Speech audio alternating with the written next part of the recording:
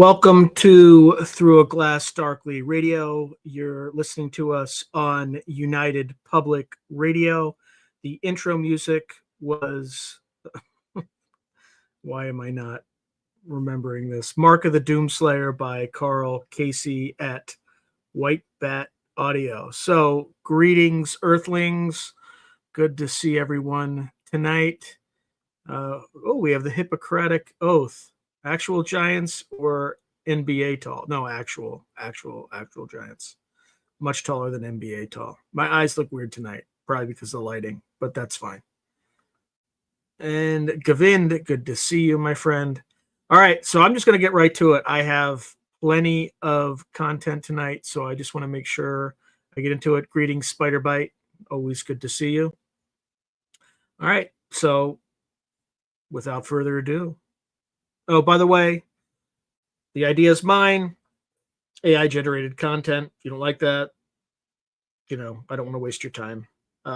This is the only piece of writing that I ever do that is AI generated. All my other writing does not use AI. All the other interviews, I don't use AI for interview questions or anything like that. Anyway, I do use them to generate images, but it's kind of about the extent. So anyway, here we go. Giants in History, Myth, and Archaeology, a comprehensive investigation. Across numerous cultures and time periods, there have been persistent stories of giants, human-like beings of extraordinary stature, appearing in folklore, historical chronicles, and even reported archaeological discoveries. From the biblical Nephilim and Goliath, to the towering figures of Greek and Norse mythology, to local legends of giant races in the Americas, tales of giants have captivated the human imagination for millennia. In modern times, these legends have intersected with archaeology in curious ways. Various discoveries of unusually large bones or skeletons have been reported around the world, often fueling speculation the giants once walked the earth. A particularly famous case centers on reports of red-haired giants allegedly found in Nevada's Lovelock Cave in the early 20th century, which have become a focal point of both local legends and fringe theories. This report provides a detailed and balanced examination of giants in both folklore and purported fact. We will explore global mythology surrounding giants, then focus on historical accounts and discoveries that have been claimed as evidence for giant humans. Special attention is given to the Lovelock Cave narrative, the Paiute legend of the Siteka giants, and the archaeological excavations in the cave, including what artifacts and human remains were actually found. We will scrutinize the archaeological evidence, bones, artifacts, and other data associated with giant claims, and discuss how scientists interpret these findings. Additionally, we will investigate allegations that mainstream institutions, I'm looking at you, Smithsonian, or other authorities have hidden, suppressed, or even destroyed evidence of giant human remains. Throughout both perspectives, the skeptical scientific view and the beliefs of those convinced giants were real are presented in a nuanced, objective manner. The goal is to remain grounded in credible evidence and academic analysis while acknowledging the enduring allure of the giant legends. All key information is supported at the end, which I'll probably not get into, but it's supported with citations to verifiable sources. So, giants in myth and folklore around the world. Legends of giants are virtually universal in human cultures, often serving symbolic roles or explaining natural phenomena. In many myths, giants are depicted as primeval beings, great heroes, or fearsome antagonists. A brief survey of giant lore in various cultural traditions provides context for the later discussion of purported real giants. First, there's ancient Near East and biblical tradition. The Bible refers to a race of giants called the Nephilim in the book of Genesis, described as offspring of, quote, sons of God, end quote, and human women. Later biblical narratives include giants such as Goliath, the Philistine warrior, famously slain by the young David. Goliath's height is given as 6 cubits and a span, which would be over 9 feet tall, though some texts imply a slightly shorter stature. Another giant figure is King Og of Bashan, whose iron bed is noted in Deuteronomy to be 9 cubits long, which is approximately 13 feet, implying Og's enormous size. These giants often symbolize the formidable enemies of the Israelites and underscore the might of divine assistance in overcoming them. Then there's classical mythology, both Greek and Roman. The Greek and Roman myths abound with giants. The Greek creation stories describe the Titans, primordial giant deities, and the monstrous gigantes, giants born from the earth goddess Gaia, who battled the Olympian gods in the Gigantomachy. Individual giants like the one-eyed Cyclops, for instance, Polyphemus, who was encountered by Odysseus, are depicted as huge, uncivilized beings. These myths likely have multiple inspirations. One theory holds that ancient people finding large fossil bones, so for instance, mammoth skulls with a central trunk cavity that resembles a single eye socket, could have given rise to legends of giant Cyclops. In Norse mythology, the Jotnar giants, a race of enormous beings often in conflict with the gods. For example, the frost giant Ymir is the progenitor of a giant lineage, and his body was said to form parts of the world. Giants in these myths frequently personify the untamed forces of nature or chaos that the gods, and by extension humans, must subdue. In South Asia, Indian epic literature features giants and demons of great size. In the Ramayana, for instance, the antagonist Ravana is sometimes depicted as a giant with multiple heads and arms, though descriptions vary. Buddhism and Hinduism speak of asuras or demons that can be gigantic. In later folklore of Sri Lanka and other areas, there are stories of ancient giant races. However, there are more in the realm of mythic history than archaeological report.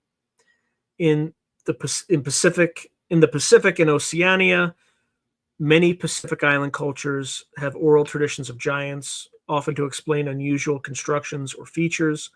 For example, on Easter Island, one legend holds that the massive Moai statues were removed by a race of long-eared giants, though archaeologists have explanations involving human engineering.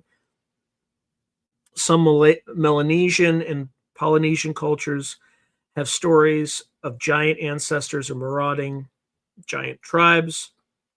In New Zealand, Maori legends speak of the Mero or Mohau, wild giants living in forests, though these could be mythic interpretations of enemies or even memories of the now extinct giant moa birds, who were just exaggerated into humanoid form.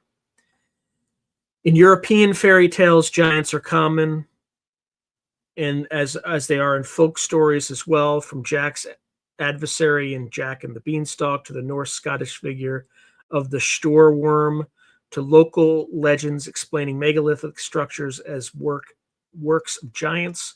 In medieval lore, Gog and Magog were legendary giant guardians of London, symbolizing ancient British giants supposedly defeated by Brutus of Troy.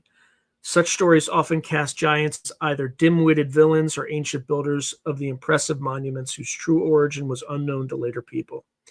The Giant's Causeway in Ireland, a natural formation of basalt columns, inspired a legend that the giant Finn McCool built it as a bridge to Scotland, an example of how striking natural features could prompt giant myth explanations. Then there's indigenous legends of the Americas. Many Native American cultures include giants in their oral histories. For example, several tribes of the Great Plains speak of a race of red-haired giants or just giant people who lived long ago.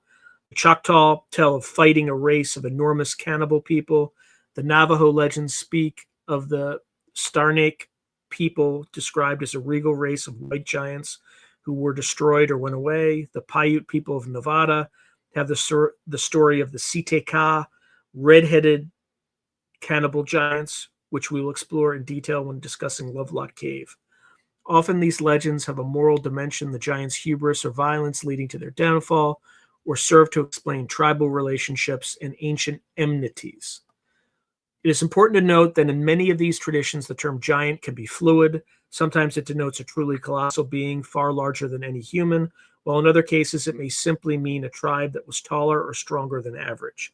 Furthermore, myths of giants could be influenced by encounters with actual people of unusual height or by the discovery of megafauna fossils. For instance, settler folklore in North America sometimes misinterpreted mastodon bones as belonging to giants, and Greek scholars similarly speculated that large bones found in their lands were remains of giant humans or demigods. The presence of giant lore across the world suggests this is a common human motif, but distinguishing myth from reality requires careful analysis. So let's move on to historical reports of giant discoveries. Beyond folklore, history is replete with claims of giant human remains being found. Particularly from the 18th through early 20th centuries, newspapers and writers have reported discoveries of extraordinarily large skeletons. Many of these accounts must be viewed with skepticism, as we shall see, but they form an important part of the background that later fueled allegations of cover-ups. Here we survey some important or notable historical reports and their contexts. So there were early exploration accounts. As European explorers encountered new lands, they sometimes interpreted unfamiliar peoples in terms of legendary giants. A famous example comes from the voyages of Ferdinand Magellan in the 1520s. Magellan's crew landed in Patagonia, in southern Argentina, described meeting natives who were taller than themselves. One report claims they were so tall that our heads came only to their waist, likely an exaggeration. The name Patagonian giants stuck in European imagination. Modern analysis suggests the people were the Tehuelche, who are indeed quite tall, perhaps 6 to 7 feet on average, especially compared to a 17th century European of perhaps 5 feet 5 inches, but certainly not the 10 feet the phrase giant conjures. Similarly, Sir Francis Drake and others repeated tales of large-statured Patagonians. These were cases of relative perception, a significantly taller group seen by shorter observers, embellished by rumor into literal giants. Then there are Spanish conquistador and New World legends. Spanish chronicles from the 16th century also contain giant lore. One conquistador's account from Peru records a local tale of giants that arrived on the coast on big rafts made of reeds. According to this tale documented by a Spanish writer, these giants were so immense that their legs from the knee down were as long as an ordinary man's entire height. In the legend, the giants commuted impieties and were eventually wiped out by divine fire or a cataclysm. While obviously mythic, this story is noteworthy. It echoes some elements of the Paiute Siteka story of giants coming on reed boats, divine retribution, and suggests that giant legends were present in the oral tradition of indigenous Americans and noticed by early Europeans. However, no physical evidence accompanied these particular tales. They were simply recorded as folklore. Then there are the giant skeletons in colonial America. From the 1700s onward, European colonists in North America occasionally reported exhuming very large bones. Without an established paleontology, many assumed these were human. A famous case occurred in 1705 in New York when large fossilized teeth and bones were found. Cotton Mather described them as remains of giants mentioned in Genesis. These turned out to be mastodon fossils in later understanding. Such finds likely inspired or reinforced local myths of giant ancient people. Even President Abraham Lincoln, in an 1848 speech, alluded to the idea of, quote, the eyes of that species of extinct giants whose bones fill the mounds of America have gazed on Niagara, end quote. Lincoln's poetic remark shows that by the mid-19th century, it was a common popular belief that the mound builder cultures who erected large earthworks in the Ohio and Mississippi valleys were associated with a race of giant humans now vanished. This belief often carried racial undertones. A so-called lost race, distinct from Native Americans, was credited with advanced ancient achievements, a concept now thoroughly debunked and recognized as part of colonialist pseudo-history. Then, of course, there were the 19th century newspaper sensations. Newspapers in the 1800s unencumbered by modern fact-checking. Modern fact-checking, folks. Modern fact-checking. More like modern fact-checking by the intelligence community to make sure that the narrative is the correct narrative. But anyway, we'll let that one pass aside. But unencumbered by modern fact checking, that probably means it's more accurate in my not really, but anyway, I digress. Unencumbered by modern fact checking, published numerous claims of giant skeletons unearthed. It was not unusual for a local paper to report a farmer finding a human skeleton 8 or 9 feet tall in a burial mound or cave. For example, a report from 1845 in the Tennessean described a skeleton even 8 feet tall found in Williamson County. Dozens of such reports exist from across the United States through the late 19th and early 20th centuries. Many were likely exaggerated measurements, bone mixes, or outright hoaxes meant to draw attention. One of the famous hoaxes of that era, the Cardiff Giant, wasn't a skeleton at all, but a carved gypsum statue of a giant that was falsely presented as a petrified prehistoric giant. It drew crowds of speculators until it was revealed as a fake. The popularity of the Cardiff Giant in similar exhibitions like giant humans in sideshows, for example, the display of Edward Beaupre, an 8 foot 3 inch man with gigantism, whose corpse was exhibited, fed public fascination. Then there are the mound builder giants and scientific debunking. The idea that giant people built ancient American mounds was addressed by early archaeologists. Alex Hrdlicka, a physical anthropologist at the Smithsonian, investigated many of the giant claims. In a 1934 publication, he systematically debunked the purported giant skeleton discoveries, attributing them to measurement error, exaggeration, or a misidentification. Hrdlicka noted that skeletons exhumed by amateurs often appeared giant simply because the remains were disarticulated or the long bones not understood correctly. He famously wrote that the finds of giants owed more to the will to believe than to scientific reality.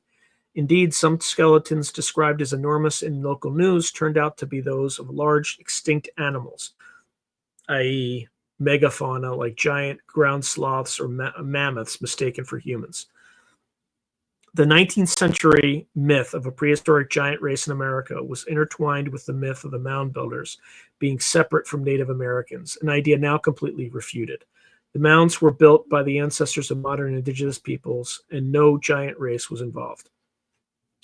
Similar claims globally. The United States was not unique. Other countries also had these giant tales. In 1890, in France, an archaeologist and cryptozoologist named Georges Vacher de Laponge reported finding bone fragments in a Bronze Age tub at Castelnau that he claimed were gigantically oversized.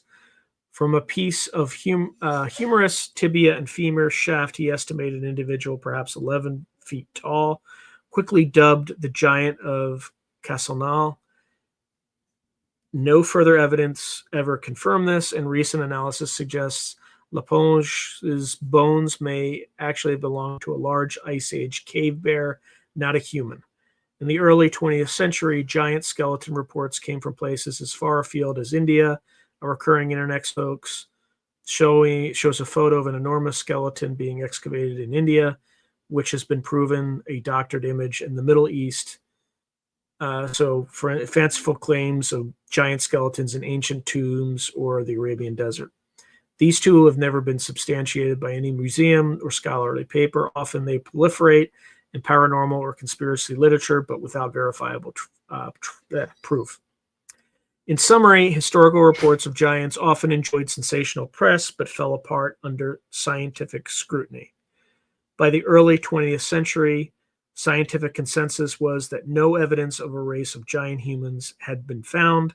The tallest human skeletons reliably recorded, aside from a few pathological cases, were within the upper range of normal human height, around 7 to 8 feet, not the 10 plus feet that true giants would require. Nevertheless, these historical claims form the background for why many continue to believe giants existed, and they set the stage for the Lovelock Cave story, where legend and archaeology intriguingly intersect.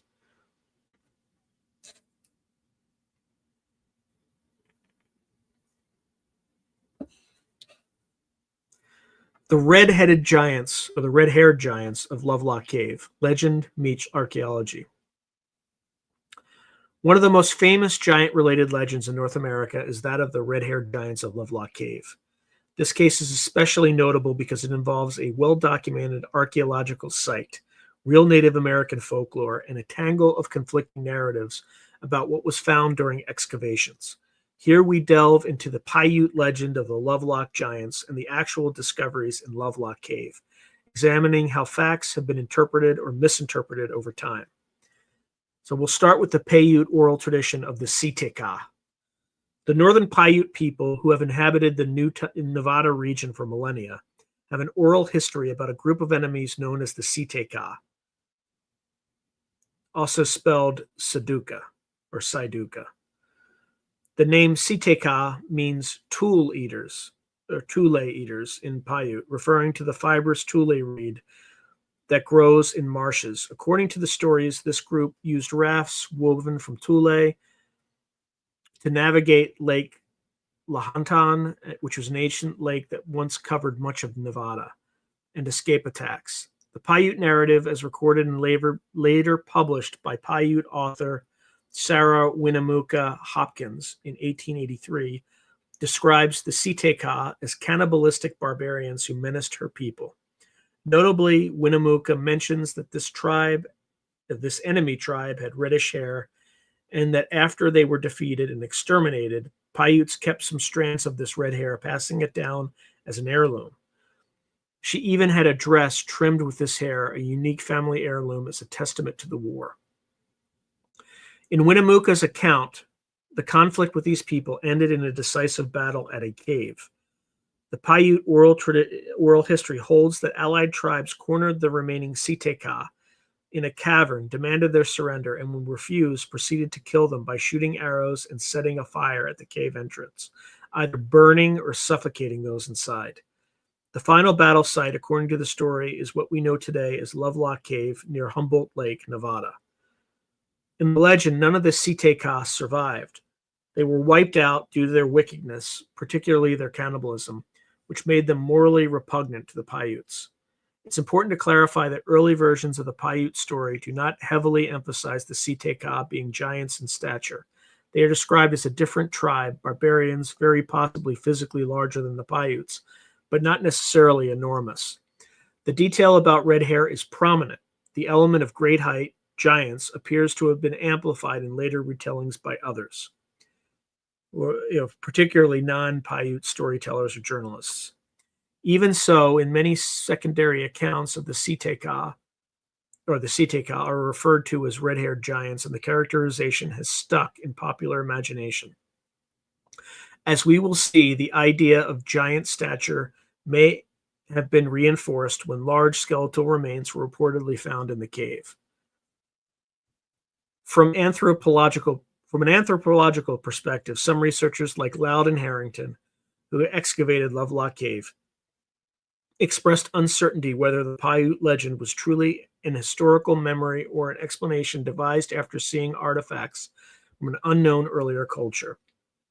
The Paiute description of the Siteka having different tools, spears versus arrows, and distinctive artifacts could indicate a cultural memory of encountering a group, perhaps an earlier band of people, or even an internal metaphor.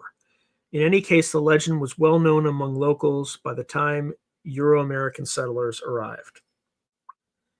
And then we look at the archaeological excavations in Lovelock Cave. Lovelock Cave is a dry cave, actually a rock shelter, about 20 miles south of Lovelock, Nevada. It was formerly near the shore of Humboldt Lake, a remnant of Lake Lahantan. Because of the cave's dry conditions, it proved to be a treasure trove of ancient artifacts and biological remains, exceptionally preserved over millennia. The cave's significance was first noted by John T. Reed, a mining engineer in Lovelock who heard the Paiute giant legend around 1886 and was shown the cave by local natives. Reed tried to interest academia in an excavation to no avail. In 1911, however, the cave's riches came to light by accident. Miners named James Hart and David Pugh began digging out the cave's thick deposits of bat guano, which was prized as fertilizer. I can't imagine how pleasant that little excavation was, and discovered Native American artifacts in the process. Their guano mining operation removed several feet of deposits from parts of the cave and reportedly destroyed or discarded some artifacts, which was common in that age of hasty exploration or hasty exploitation. News of the artifacts eventually reached the University of California, and in 1912, archaeologist Llewellyn L. Loud was sent to perform a proper excavation. Loud, working for the Museum of Anthropology, extracted approximately 10,000 artifacts and specimens from the cave between April and August 1912. The findings were so numerous that a second major excavation led by Mark R. Harrington of the Museum of the American Indian, with Loud's assistance, took place in 1924. The combined results were eventually published in 1929 in a monograph, Lovelock Cave, by Loud and Harrington. Among the spectacular discoveries were finely woven basketry and mats, hunting tools, shell beads, animal bones, and even food remains, offering a glimpse of a rich archaic culture. Radiocarbon dating done later on some materials indicated human use of the cave from around 1500 BC up through the first millennium AD.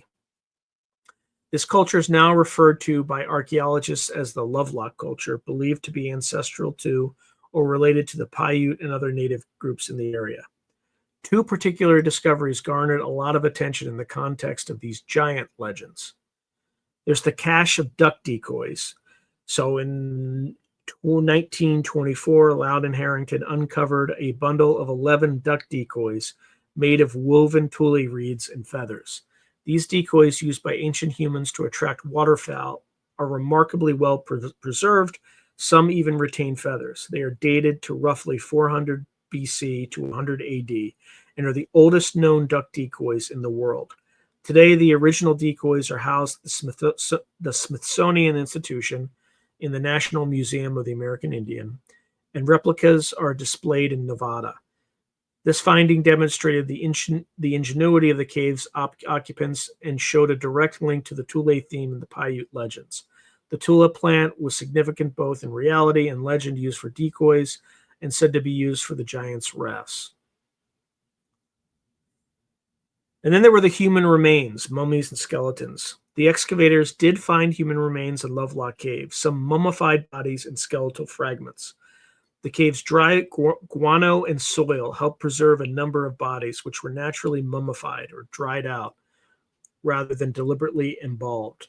According to various reports, roughly several dozen individuals were represented by the remains. Loud's formal report notes about 60 average height mummies were unearthed, although that figure may include many fragmentary burials. A notable early description comes from miners Hart and Pugh.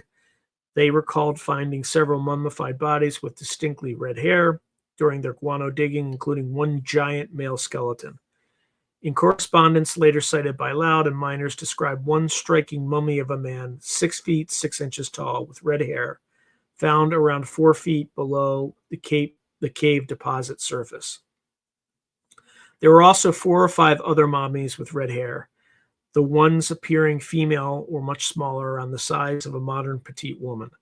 The tall male had been wrapped and buried with some ritual. One account mentions a grass rope around his neck and binding around his feet. The 6'6" individual, giant perhaps relative to other bodies, is likely the source of later claims that Lovelock Cave contained giant skeletons.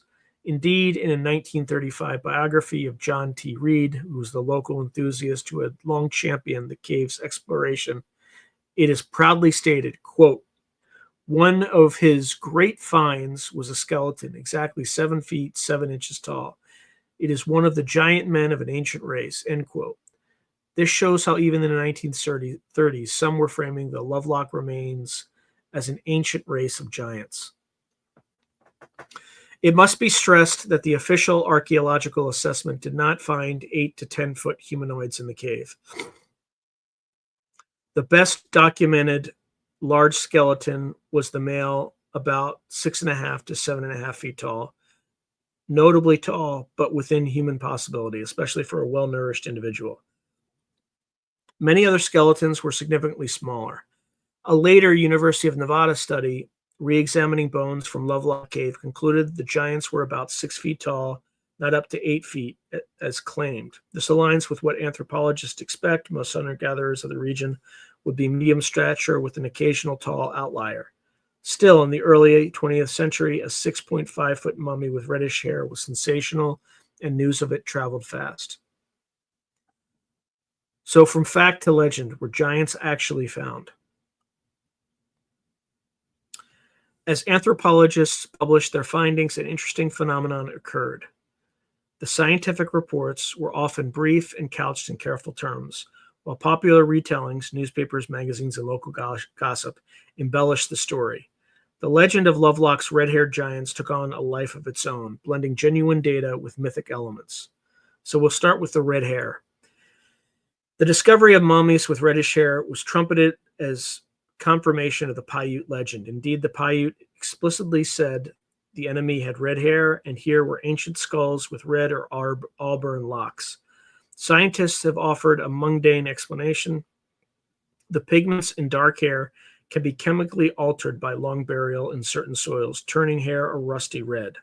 In other words, the people may not have been redheads in life at all. They could have been typical Native Americans with black hair that became discolored over centuries. This is known to happen. Many ancient Egyptian mummies, for instance, have reddish hair today due to decay of pigments, despite Egyptians not being red-haired. Some of the Lovelock hair samples, however, might have genuinely been a lighter brown or reddish hue originally. We cannot be sure. Regardless, the presence of red-haired mummies was a tantalizing link to the legend for many. Then there's the gigantism claims. While archaeologists only documented heights up to around 7 feet, local news stories began to claim much larger sizes. A frequently cited example is a 1931 report in the Lovelock Review Minor newspaper. In February 1931, a large skeleton was found weathered out of a dry lake bed near Lovelock. This skeleton, measured in situ by an amateur, who was Reed himself, was about 7 feet 6 inches tall. Just a few months later, in June 1931, another skeleton was unearthed in the same area near the Humboldt lake bed at a place called Toy. Reed and others recovered it, and this one was sensationally claimed to be 9 1/2 or possibly 10 feet tall. Its femur bone was reported at 18.5 inches, which actually does not correspond to a 10-foot human. It would suggest perhaps a 7-foot tall person, as Reed's earlier 7-foot 7-inch skeleton had a femur around 17.5 inches. The discrepancy hints at error or mismeasurement. Nevertheless, stories of an 8.5-foot mummy and a 10-foot mummy from 1931 entered the lore. The 10-footer was said to have been wrapped in a gum-coated fabric reminiscent of an Egyptian-styled mummification, a detail that fired the imagination, suggesting a sophisticated burial. There is scant evidence today of these super-tall skeletons. No such remains exist in any museum. What we do have is Reed's notes and secondhand accounts. In fact, when a professional anthropologist, Shelley Brooks, later examined the Reed collection of bones from Lovelock and surrounding areas, she found no skeletons taller than 5 feet 11 inches, indicating Reed likely overestimated heights due to not accounting for missing joint cartilage and other factors. Brooks concluded Reed made an honest mistake by measuring bones against his body without realizing how the hip joint articulates. The femur's head fits into the hip, so you can't just measure femur length and extrapolate without adding the missing portion. This scientific review strongly suggests that the 8 to 10 foot giants of 1931 were more legend than reality, perhaps around 6 to 7 feet in actuality. The third claim is some of the artifacts as evidence of size. Believers in the Lovelock giants often point to artifacts that imply large stature or strength. One such item is a 15-inch long sandal found in the cave. A sandal that long would correspond to roughly a U.S. shoe size 20 or 21, extraordinarily large, though not impossible. Such feet occur in modern people of extreme height. Indeed, a 7+ foot tall person could have feet that size. Archaeologists did find several sandals. Whether one was truly 15 inches hasn't been verified in the literature. We have, but it's mentioned in secondary sources. Another suggestive find was a handprint on a cave boulder that some claimed was abnormally large. If these anecdotes are accurate, one could speculate that at least one individual of unusual size lived among the Lovelock people. However, it's also possible that the sandal was ceremonial or made for some other purpose, and that the giant handprint is either exaggeration or clearly not of human origin. The Humboldt Museum in Winnemucca, Nevada, which held many Lovelock artifacts, notes that while the cave's human remains were slightly more robust, they were not beyond normal size parameters. This is a clear statement that nothing defied the ordinary human range. Then there's evidence of violent end. One aspect of the Paiute story, the burning of the giants in the cave, appears to have some archaeological corroboration. Excavators did find signs of an ancient fire at the mouth of Lovelock Cave, a thick layer of burnt material and soot near the entrance. Charcoal and burned bodies were also present, suggesting that a significant fire occurred there long ago. Radiocarbon dating on some burned reeds placed a fire event around 1850 plus or minus 100 BC, though multiple fires may have happened. Archaeologist Llewellyn Loud noted one pit containing a calcined or burned human skeleton beneath burnt debris near the cave mouth. It seems the cave did witness people being burned, though whether this was intentional human-on-human violence, cremation, or accidental fire is not fully known. The Paiute legend would say it was the final extermination of the Site-Ka by burning. Archaeology cannot prove the entire story, but the alignment of the fire evidence with the legend is intriguing. It's a rare case where folklore and dig data meet. If the legend was purely fabricated, it's uncanny that the cave entrance shows signs of a large fire in antiquity.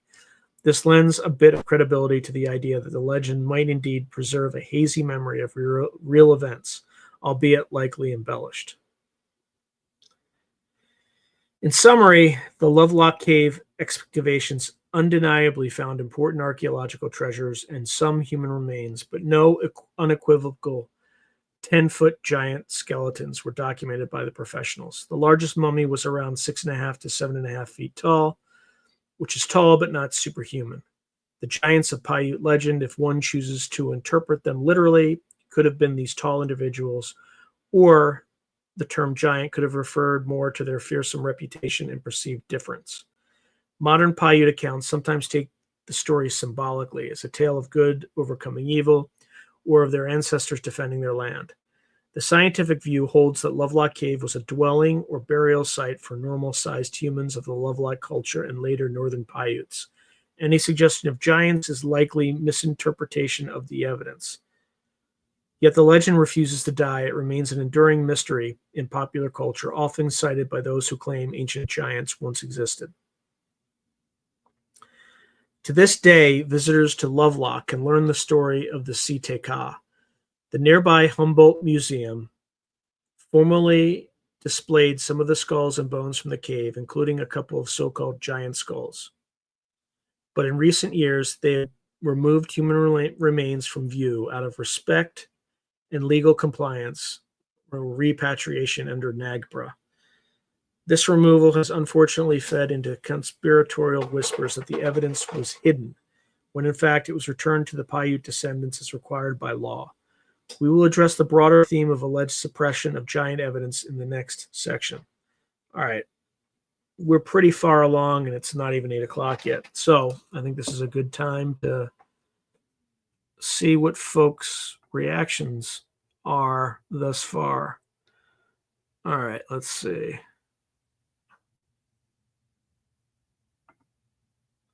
Oh, Pavlos, I just saw your super sticker. Thank you very much, man. I really appreciate that. That's fantastic. Thank you. All right. So I had to recognize that one first. So I didn't put my star on things at the beginning. So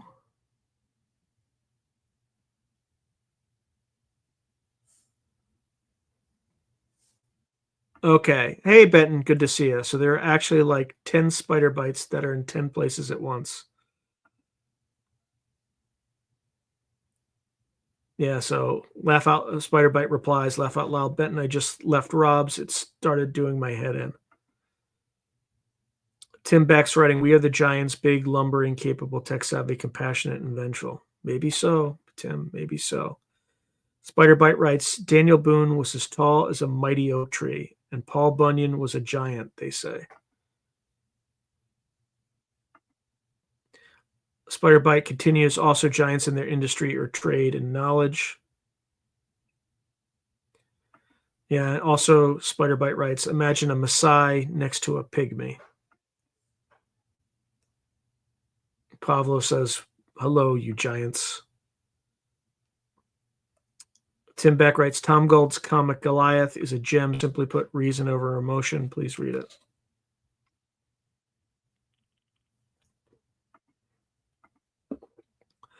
Benton Ryer wrote, what if we are the giants and in the past there were people who were like 18 inches and we ate them all? Has everyone thought of that? It's possible, but I don't think people have found bones. Whereas with giants, they found bones. In many cases, they they found mammoth bones or cave bear bones or giant sloth bones and kind of misidentified them as human giants. Yep. Tim Beck writes, friendly giants, nice guys, finished last. Okay, Spider Bite writes, laugh out loud. No, there are dwarfs and miniature people in the bush. Yeah, pygmies are very small, but they're, I don't know if they're 18 inches though. Big green giant was friendly.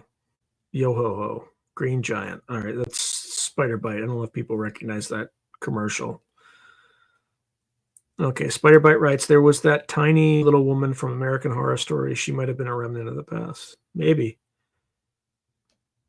But Tim Beck said cannibalism existed. Well, yeah, it still exists today. There are people, some tribes will still eat you. Spider Bite writes, we probably ate her family and ancestors. Spider Bite writes, does anybody remember the show Land of the Giants in the 1970s? I do not, but it kind of sounds familiar.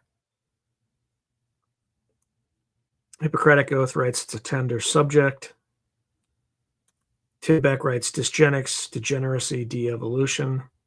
He continues, research Dayaks of Indonesia, headcounters, no one race has a monopoly on, the Geno word. Spider Bite is writing, what was the average height of a Paiute? They may be really short. I think they're kind of average height. Hey, Oracle of Ralphie, good to see you. She writes, hello, fellow seekers. Gray Owl, all snap, is it Sunday already? Hey, Sean, instead of loading up my playlist with Morrissey and the Smiths tracks as of late, I transitioned to another one of my favorite bands, the Happy Mondays. Good to see you, my friend. Good to see you, Gray Owl. Paiute is, I'm going to spell it phonetically like I would in the military. Papa, Alpha, India, Uniform, Tango, Echo. Paiute. Paiute.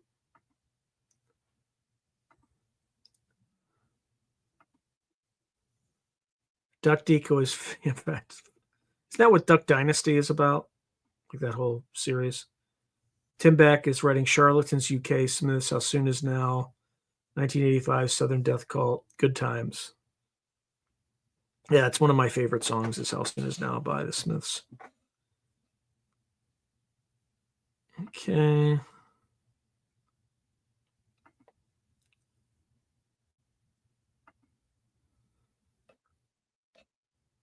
All right. UFO Paranormal Radio writes, my dad was in the Korean War, never talked about it. Oh, interesting. So Fred writes, I hope there's a part 2, including the Aztec and Nahuatl history of the giants. I'll have to look into that.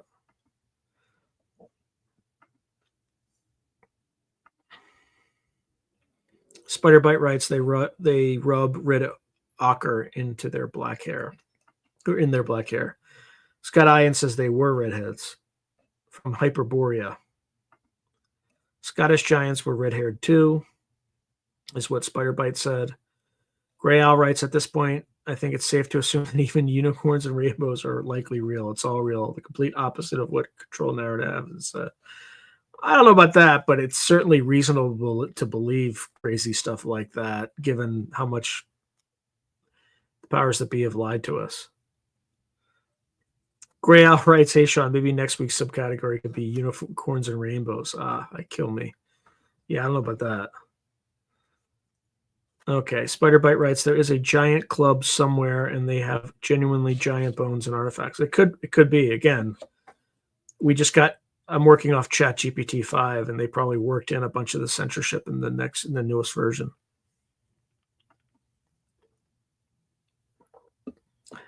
Gray Owl. Fred writes, Gray Owl, rainbows are 100% real. Yes, I concur. Yep, that's exactly Oracle of Ralphie. That is exactly how you spell Paiute.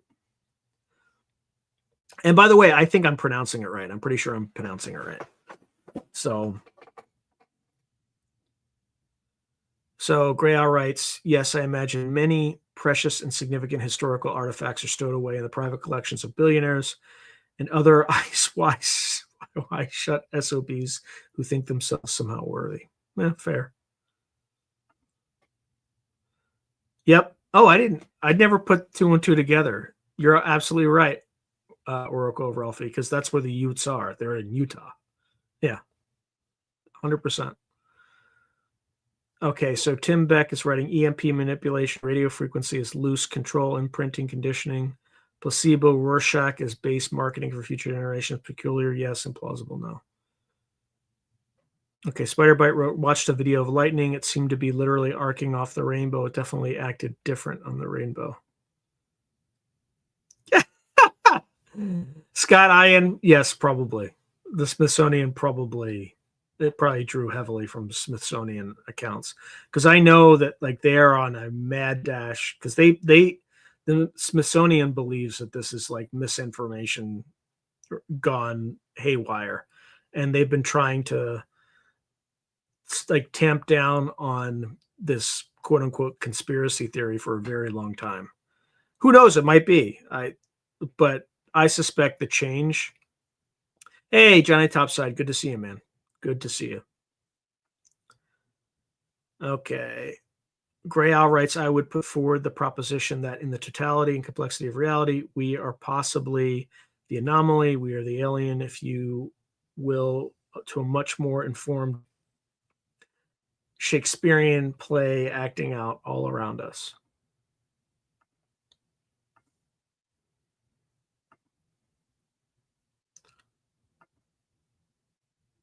All right, Logan Clark writes, I know some Native Americans that swear up and down they have seen the little people. Yeah, I think when I interviewed, God, why can't I remember his name? But about the Navajo, he kept talking about the little people. I mean, even the Irish talk about the little people, right, with leprechauns and whatnot. Hey, Joe Fox, good to see you, man.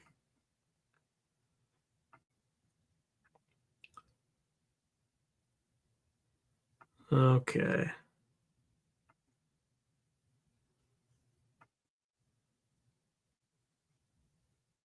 Spiderbite, you can't just say that without any context. Spiderbite writes, they are disappearing psychics.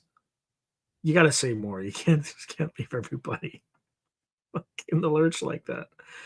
All right, Jerome and Rusty, Canadian classics. Green Sleeves is a show song theme. Nice. Yeah, watch out for the Smithsonian, Benton, is what Spiderbite's saying. Yep, Johnny Topside Fairies, the Fae, whatever you want to call it.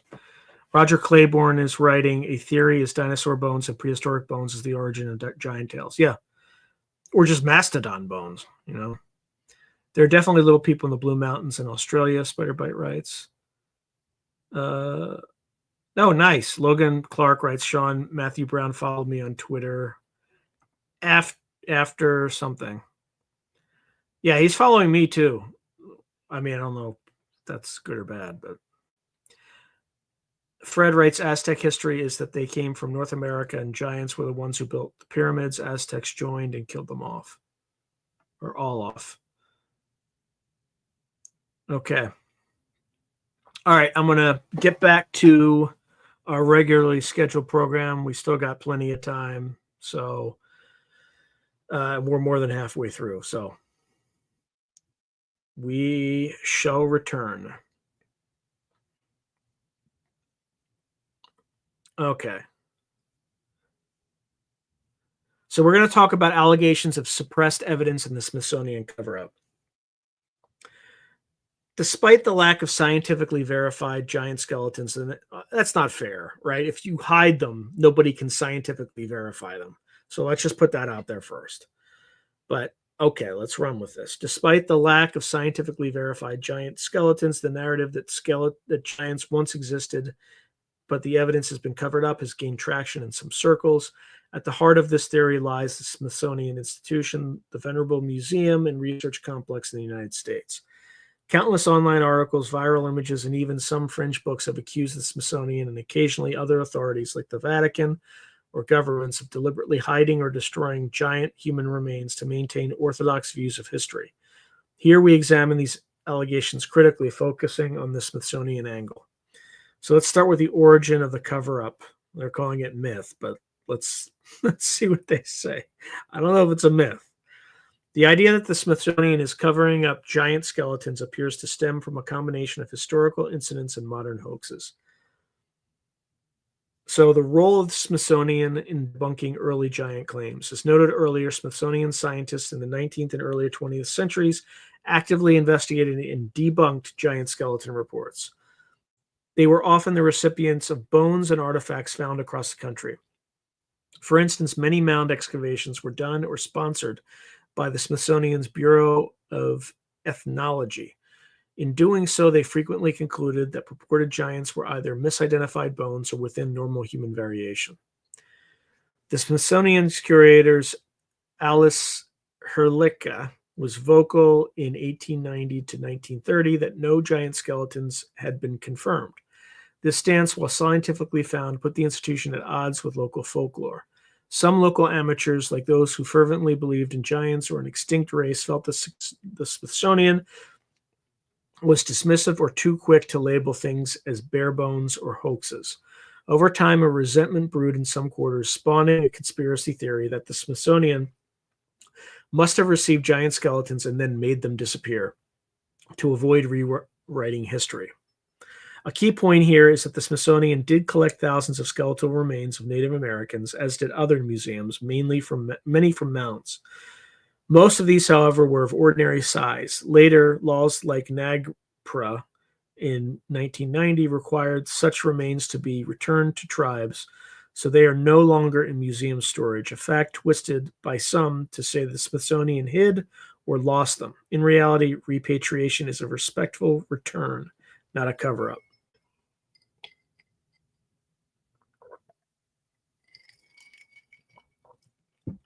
Then there's the 2014 admission hoax. The most influential catalyst for modern cover-up claims was a fake news article published on December 3rd, 2014 by a website called World News Daily Report. The article's headline proclaimed Smithsonian admits to destruction of thousands of giant human skeletons in early 1900s. It went on to weave a tale that the U.S. Supreme Court had forced the Smithsonian to release classified documents proving a deliberate destruction of giant bones to protect the evolutionary timeline. The story cited a fictional organization, American Institute of Alternative Archaeology, suing the Smithsonian and alleged whistleblowers who confessed to a decades-long cover-up, with skeletons ranging from 6 to 12 feet tall being destroyed. This sensational story was entirely false. World News Daily Report is a satirical site. Their own disclaimer says it's fictional. However, the article's content was copied and shared widely on social media as if true. Even as of 2022, Reuters noted that posts repeating this story were still going around, duping people. Snopes.com, Snopes.com, totally credible, and Reuters Fact Check have thoroughly debunked the article, labeling it satire and explaining the red flags. The Supreme Court case never existed. Such a high-profile case would be public record if real. That's fair. And AIAA and the AIAA organization is fictional, and the supporting photographs of giant skeletons included in some posts were doctored images or misidentified pictures of known people with gigantism. One widely shared photo, for example, shows an archaeologist beside an enormous skull. It was actually an entry in a 2002 Photoshop contest to create a fake giant discovery, which then got passed off as real in chain emails.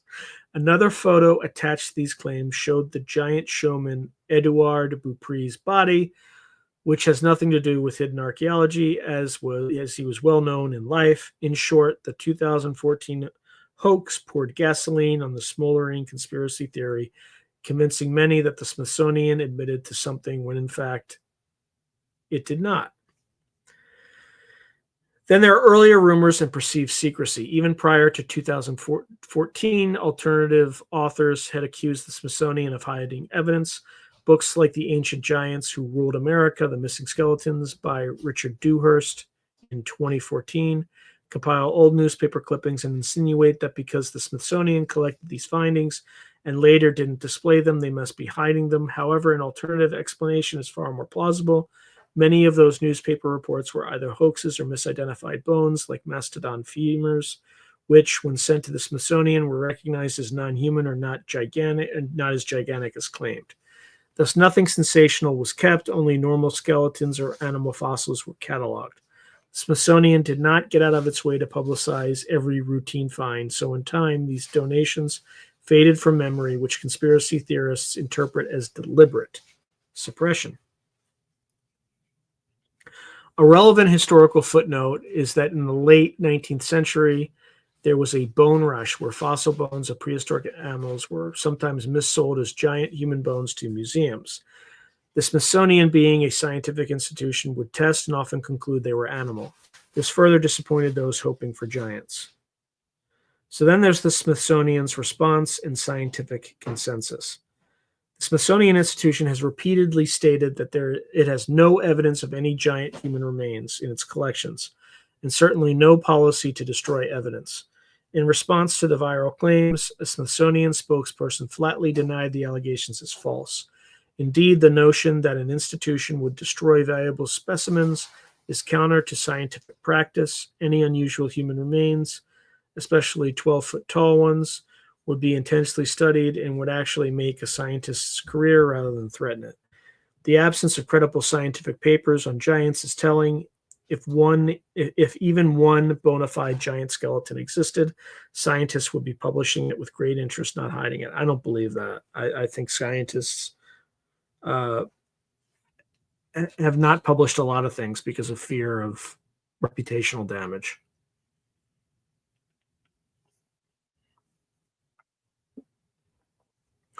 It's worth noting that, oh, goodness sake.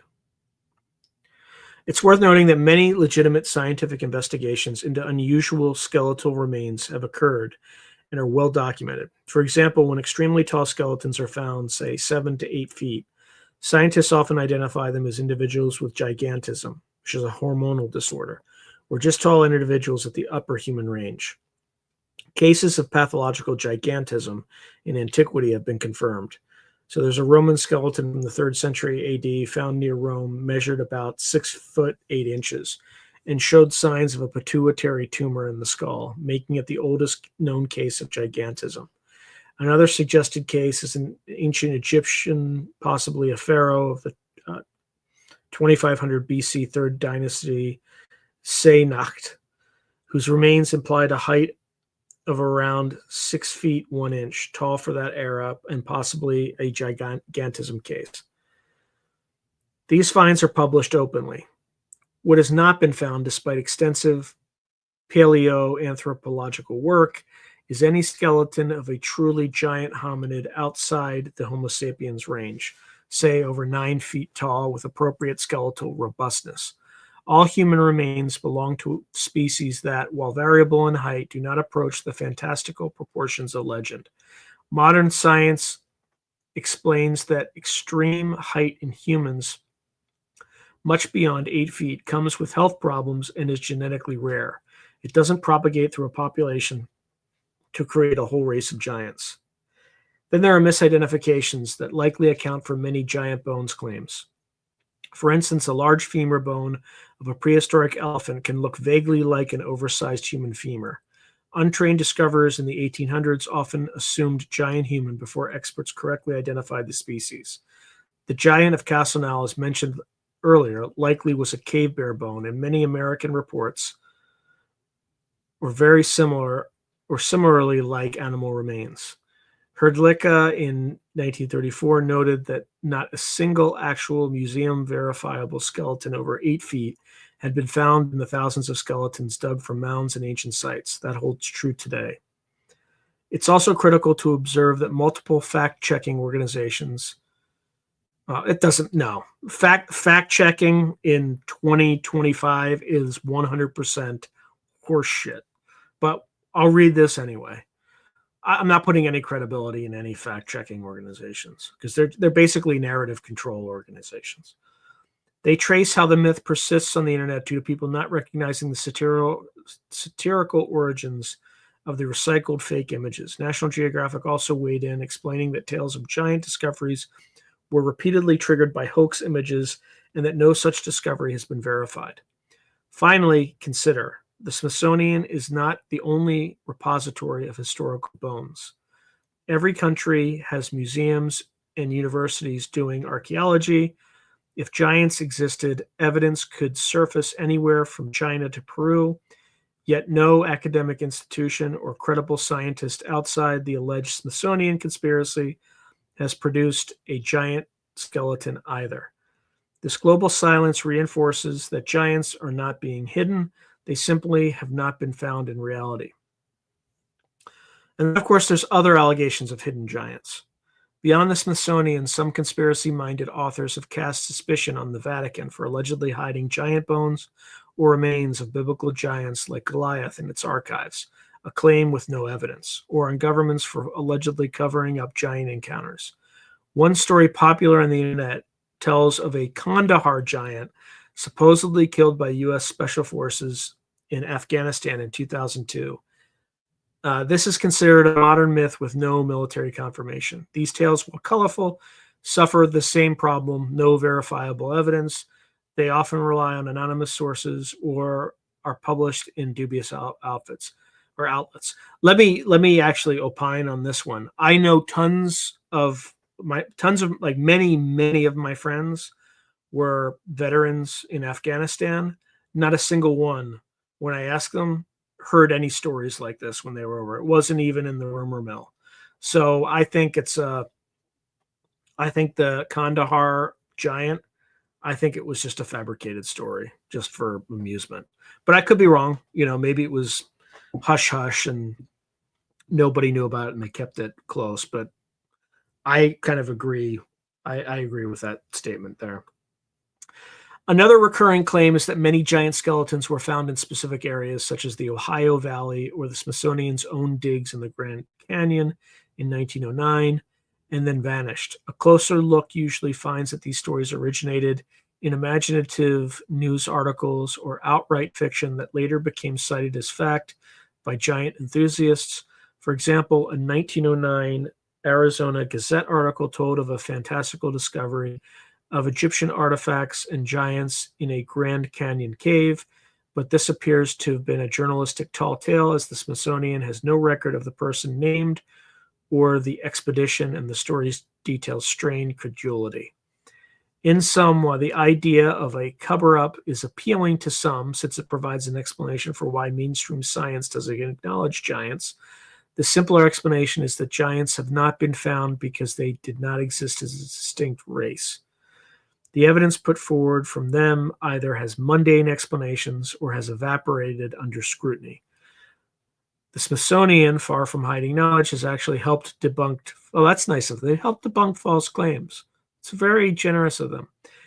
And educate the public on legitimate anthropology. Unfortunately, in the internet age, a fake story can travel far before the truth has a chance to put its boots on. The 2014 satire and its ongoing circulation exemplify this. All right, so scientific evaluation, a reality check on giants.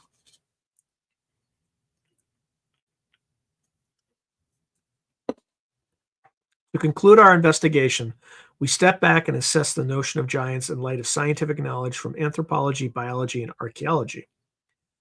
There's human skeletal limits. Humans, Homo sapiens, vary in height due to genetics and nutrition. The tallest known individuals in modern times have reached 8 to 9 feet due to pituitary disorders. So there's Robert Wadlow at 8 feet 11 inches. These cases are extremely rare and often come with frail health. Wadlow needed leg braces and died at 22. Good Lord.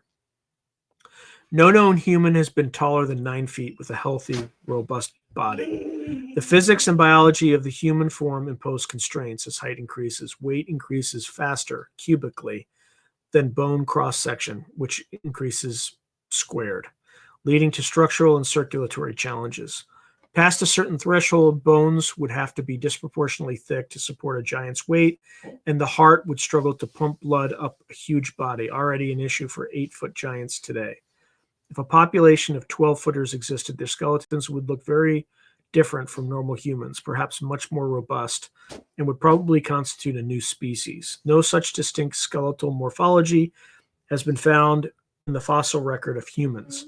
The largest hominid fossils we have belong to species like Homo heidelbergensis or Homo erectus that would be around 7 feet tall in some cases, but not enormously beyond modern human ranges. Then there's the human fossil record. The human fossil record, incomplete though it is, has yielded many bones and skeletons from various eras and places. We have remains of small statured humans, e.g. Homo florenziensis, the hobbit species, about 3 feet tall. So commenters were right. There were humans that were about 3 feet tall. We had little people, which show that humans can have populations outside the average size. If there were truly ancient populations of giants, say averaging 9 to 12 feet tall, we would expect to have at least some of their remains or tools adapted to their size. We have not. Even at Lovelock Cave, the tools and artifacts, bows, duck decoys, sandals, do not suggest an outsized people. A 15-inch sandal is notable, but not beyond a large modern man's foot. And most other sandals and moccasins found were smaller. The duck decoys and baskets are of normal dimensions for use by average-sized humans. In other words, the material culture at known giant sites doesn't reflect giant users. This articulation and misperception. Scientists caution that partially incomplete skeletons can appear larger than they were. This was demonstrated in recent cases described in a 2024 study. An allegedly 7-foot tall pre-Columbian skeleton featured on a TV show was later analyzed, and when accounting for the gaps between disjointed bones, the researchers found the person was likely around 5 feet 2 inches in life. Bone spread apart can mislead the eye, a phenomenon likely at play in many modern giant reports. Similarly, bone size alone can mislead a thick-legged person or someone with certain pathological conditions might have unusually large bones that suggest greater stature than reality. Give me a moment before I irreversibly lose my temper. Oops. Why is this still up?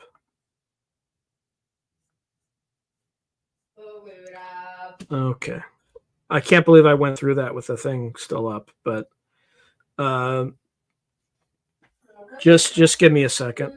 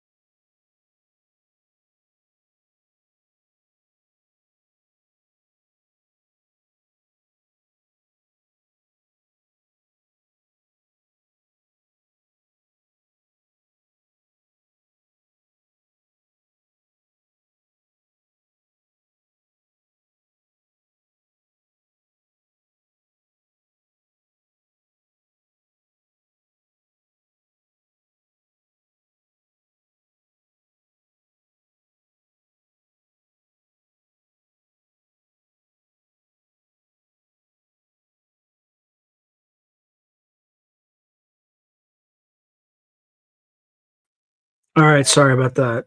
I'm still going to get a lot of noise, but I hopefully set things into motion. Okay, where was I? All right, then there's disarticulation and misperception. We got through that. Bones spread apart can mislead the eye, a phenomenon likely at play in many amateur giant reports.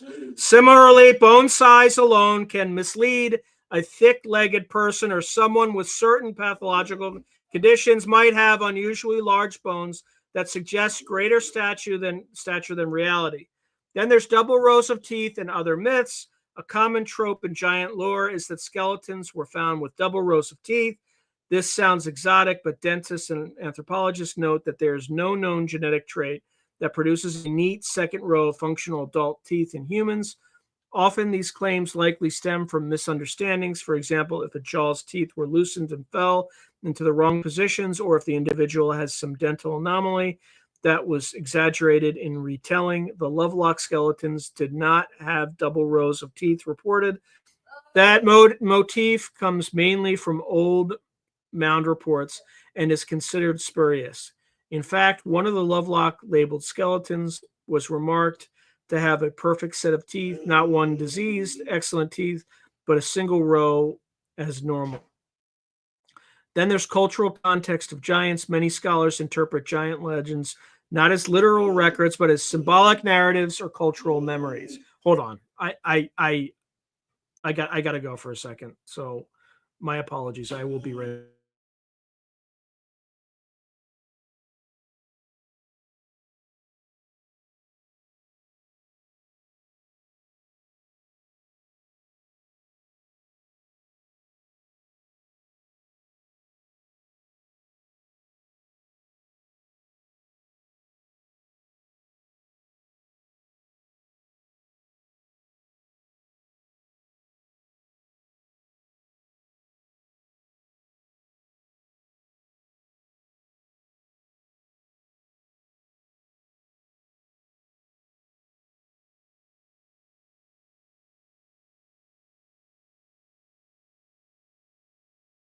All right, I'm back.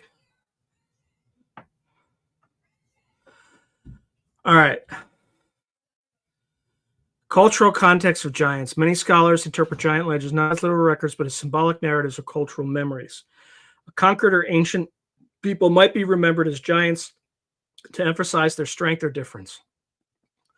For indigenous narratives like the Paiute Siteka story, one interpretation is that it encodes an ancient conflict between people, perhaps the Paiute or their ancestors in another group that could have been a different ethnicity or simply a rogue band of their own. Labeling them cannibals and giants served to vilify and mythologize them. After generations, the story enters the mythic realm where precise facts matter less than the lessons or identity aspects. This is not to say the story is false. Rather, it operates on a mythic level, even if inspired by some truth. The actual remains in Lovelock might be from people who had slightly taller stature or a few tall individuals giving a kernel of truth to giant in a relative sense. And their scientific attitude. Science remains open to new evidence. Really? Okay. If tomorrow a credible discovery of an 8-foot prehistoric human skeleton were made, it would be studied intensely and could prompt a revision of understanding of human variation. I really doubt that. But extraordinary claims demand extraordinary evidence. And so far, the evidence for giants has not met even extraordinary scientific standards. Photographs of big bones, anecdotes, and myths cannot establish the existence of a giant race. Physical bones in a lab can, and those have yet to appear in any peer-reviewed context. The cases we do have in labs, like the Roman giant with gigantism, are celebrated and published, not hidden. This indicates there is no institutional reluctance to acknowledge a giant individual. The reluctance is only to accept unsubstantiated claims. I don't know if I agree with that. Conclusion: giants and the balance of legend and evidence. The enduring fascination with giants speaks to something fundamental in human culture. Giants represent the other and the extremes of power, of fear, of mystery. They loom large in our stories, as challenges to overcome or as reminders of a mythical golden age. The worldwide distribution of giant legends, from Paiute caves to Greek Isles, from Bible to Norse sagas, ensures giants will never fully leave our imagination.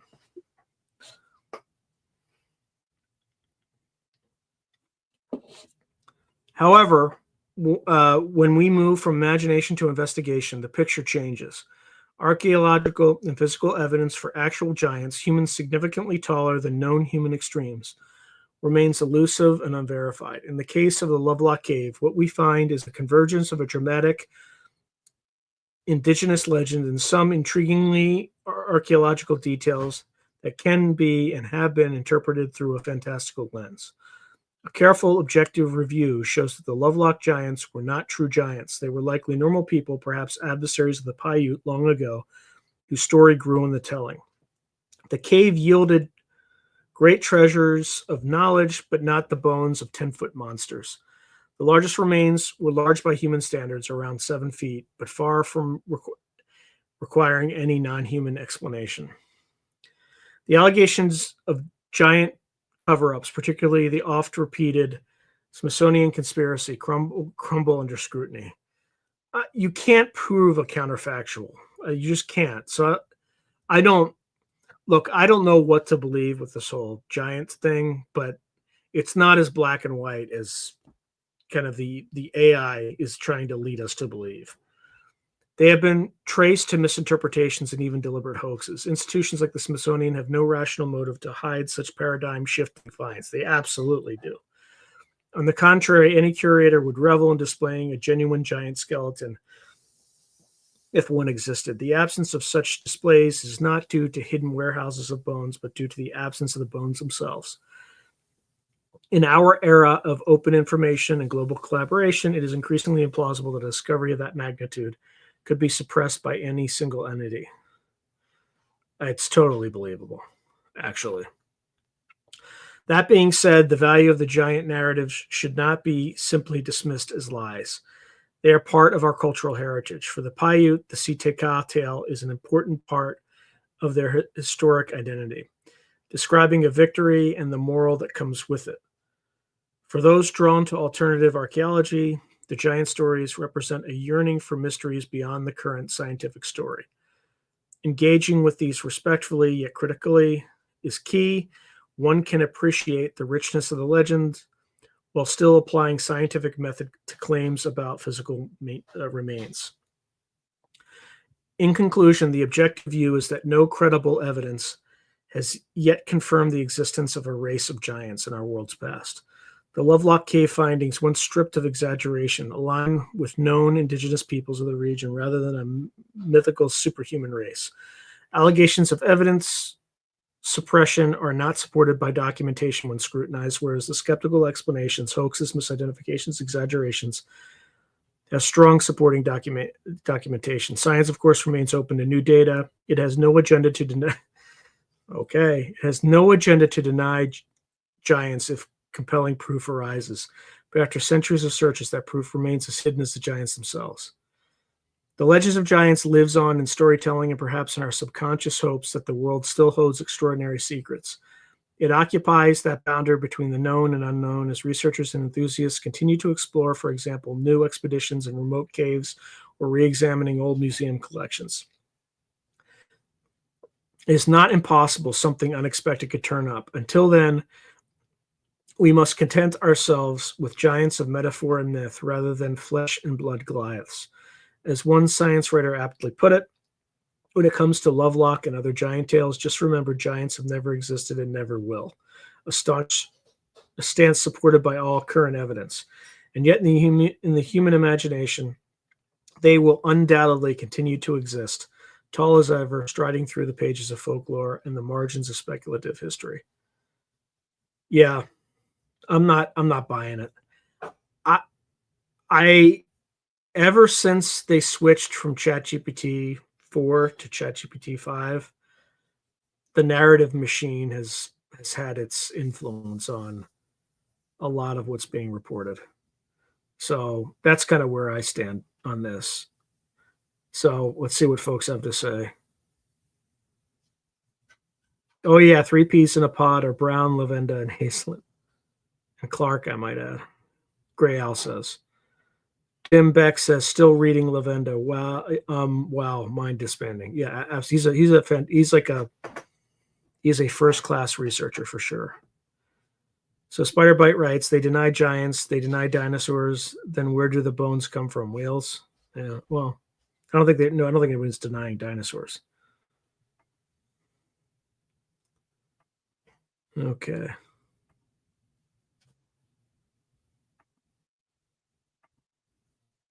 All right. So Fred writes, Joe McMoneagle also told about the Natural History Museum hiding stuff in their basement that was shown to him. Yeah, I believe that. Who knows what they're hiding, but okay. Spider-Bite wrote, they probably ground the bones up and put them in the fertilizer blood. Yeah. Yeah. Look, I'm not saying the Smithsonian did hide any evidence, but I wouldn't be surprised if they did, if they suppressed that stuff.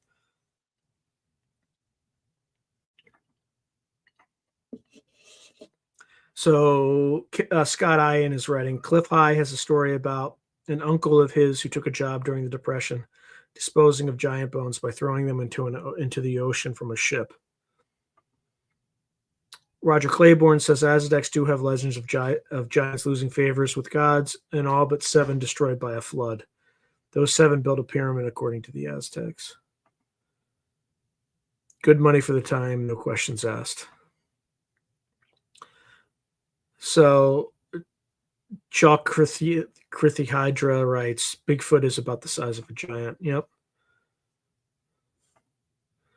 Yeah, that's a good point, Oracle of Relphi. That's probably could be from where the uncanny valley phenomena comes from. So Spider-Bite writes, the Victorians did a lot of weird stuff. Who knows what they did with them? They would have found many, I'd imagine so. Yep, could be. Yep, follow the money, Oracle Relphi writes. Okay. So Gray Owl writes, Scott Ian, a key ingredient in keeping us inside the fishbowl, as it were, is that all evidence of genuine historical record be removed from public consumption. Okay, Fred's right. The Smithsonian Panama was found to be basically a huge grooming operation. These people aren't 100% professionals who love science. They're just people. Yep.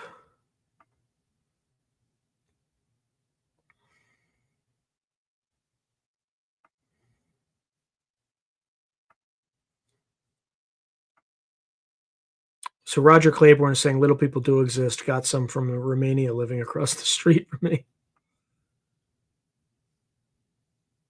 Okay. So Gray Owl's writing, Sean, how's the Cali weather in your quadrant as of late? It's been so cold up here in the socialist bloc of Canada last week or so. I saw a politician putting his hands in his own pockets. It's actually been rather hot. I mean, it's August where I live, so it gets pretty rough.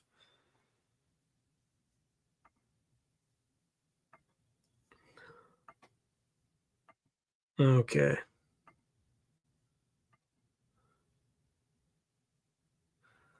So Gray Owl is writing, I am fascinated lately with a thought experiment of the cross phenomenal awareness bell curve that may or may not be at play across a wide spectrum of different X-rays and otherwise cats. All right. He continues, for example, I ponder if the interdimensional style X-rays that I now have in my Rolodex are aware of the G3 gray squids that are abducting people and vice versa.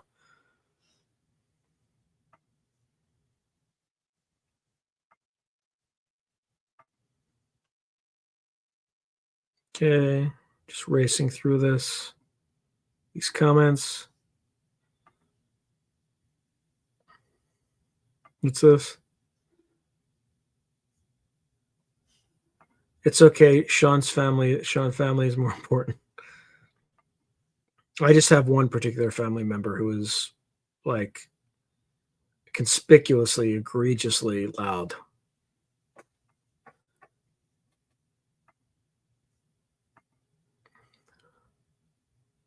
Okay.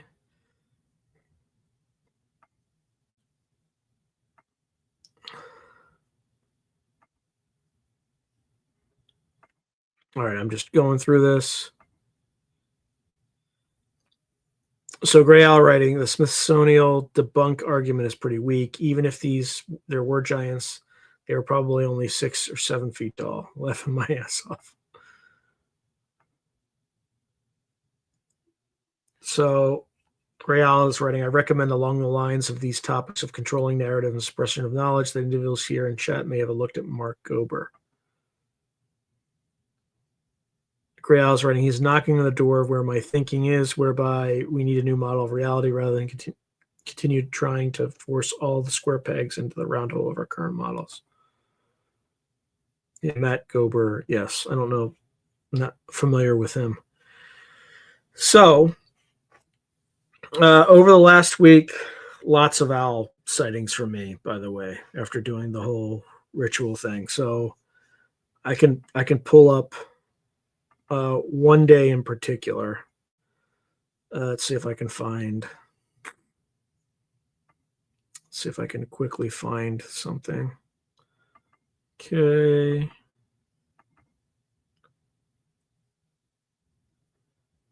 No.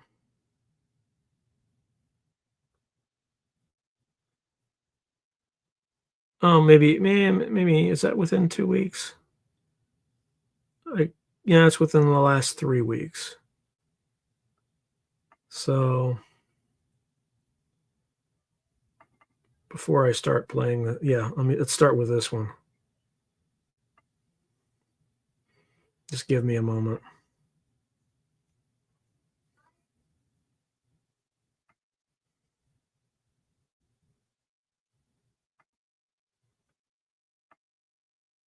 Oh, here we go. Let me see what that looks like. Oh, just edit the stage. All right, you see this guy back here? That is your owl. Just give me a second.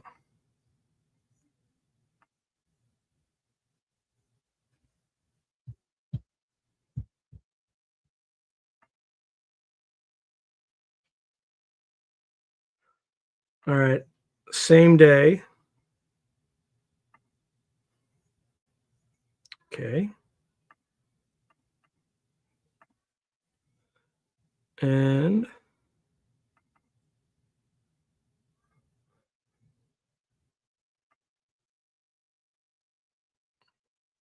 just to, that's probably not sufficient for people.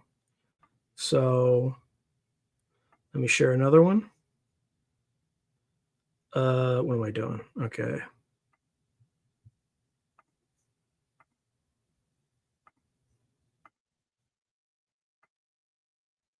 All right, same owl.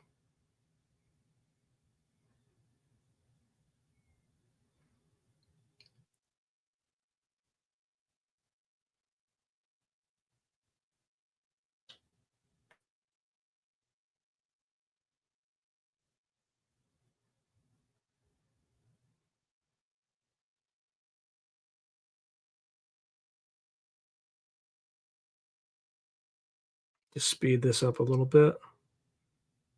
Yeah, you're not going to see. That's a little bit better. See his eyes right there?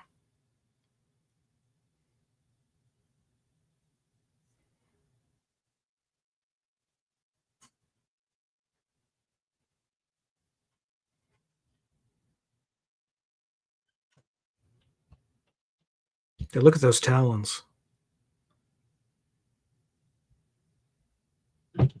These guys are beasts.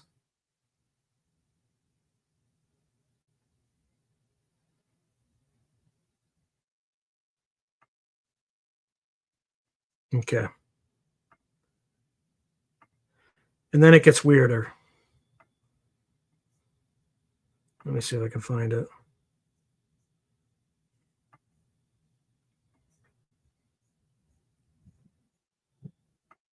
This is on August 13th of this year.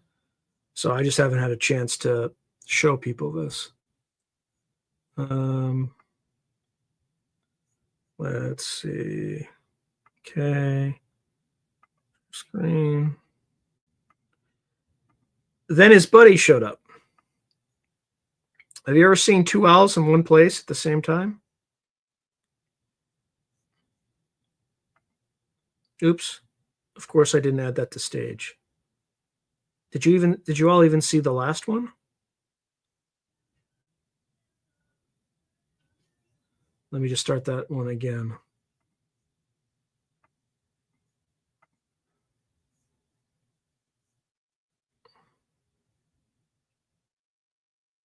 I don't know if you could hear that, but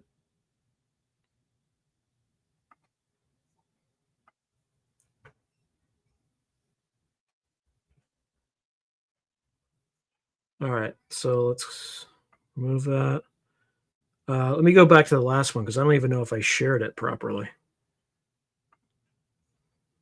Let's see what this one is.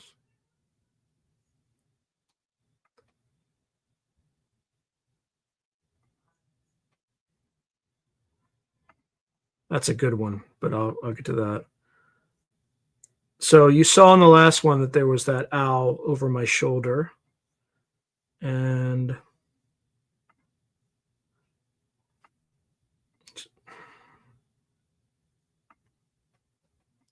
okay, your screen, window, boom. Okay, let's just make sure I'm actually sharing it. Nope, I'm not. All right, see that? That was the owl behind me.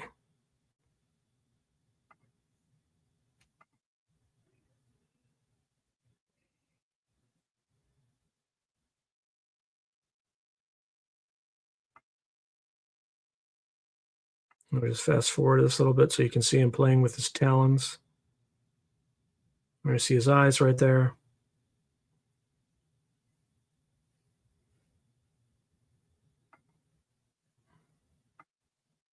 There we go.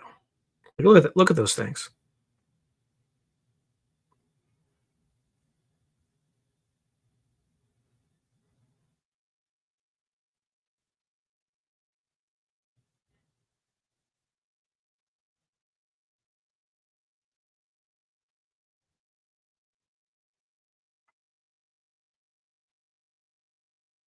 Okay. All right, and then the last one. Again, this is all from the same day. This one's even more impressive. So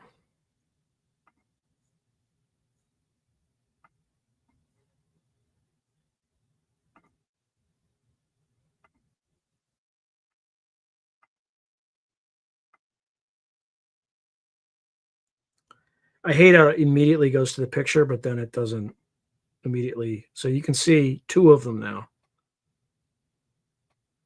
All right, here we go.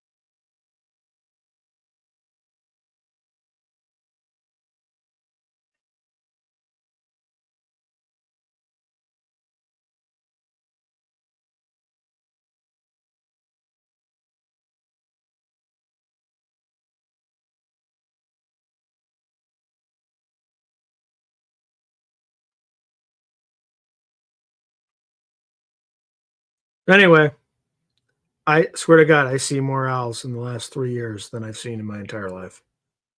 So, all right, let's look at some of the comments.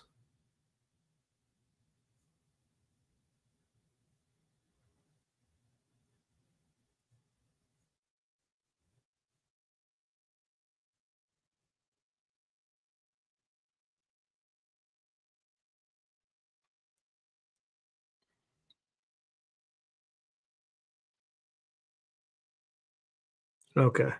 So Tim Beck writes, I can't describe my synchronicities. Sean, he would be a good guest and is doing podcast interviews. I'll shoot you something on him. Yeah, please do. Yeah, yeah, seriously.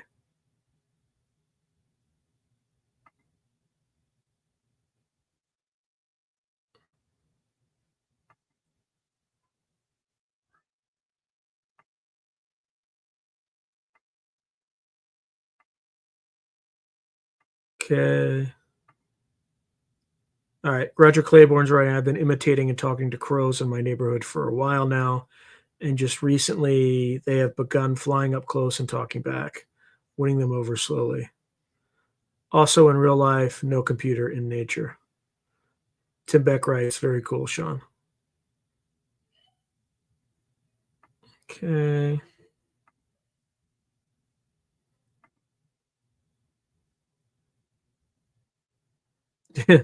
Great. So Roger Claiborne writes, great horned owls eat cats, probably hunting cats. Laugh out loud. Could be. Yeah. They're handsome, handsome owls. I've never seen two of them like that together. That's a first for me. And by the way, the second one flew to the roof. I caught it when it was flying to the roof to join the first one.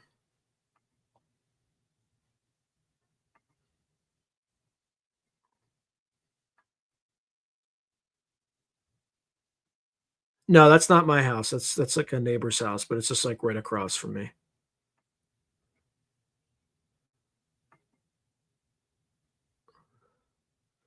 Oh wow, yeah. I think that was a juvenile. I don't know if that was a mate because it was apparently this time of year the juveniles still haven't kind of quite left the nest and they still beg. So I think the smaller one, I mean, it's almost barely detectably smaller, was just kind of begging for food. And then it eventually flew away while the original one just kind of stayed behind. So very, very, very strange. I see these guys, and then I think I saw one earlier this week, the same roof. So I also found an owl feather, which apparently you're not supposed to keep because of the Migratory Bird Act of 1918. So if the feds catch you keeping an owl feather in your house, it is a $15,000 fine, according to ChatGPT. ChatGPT was very, very clear to warn me not to keep that. I also found a white tipped raven feather the very next day. I don't know what that means, but that seems somewhat synchronistic to me. I don't know in what way, but very, very strange. Very strange indeed. So, and that was when I was doing that ritual thing that I still have to do tonight in the darkness. But, uh, and the other day too, there was the red-shouldered hawk that landed on that same roof, and then several minutes later, a great horned owl landed there. No, you can identify. It's clearly an owl feather. Like there's no Tim. It started. I had one. I think I saw my first uh, great horned owl as a silhouette in Lone Pine, California, in 2021, and then in 2022 it started to really pick up. So there was the one in 2023 in September of 2023 that landed on my back fence and allowed me to approach it. So every time you see in my merch shop, like there's pictures of Marvin the owl, that's the owl that landed on my back fence. I have 1,000 photos of that guy. So in like my promos at the end of my videos, that's the same owl. It was very weird that I could approach it that way.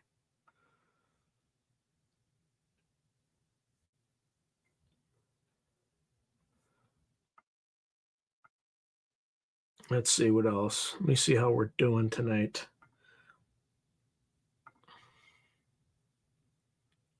Oh, all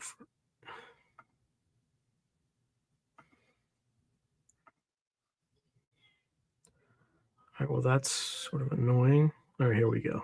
I found it.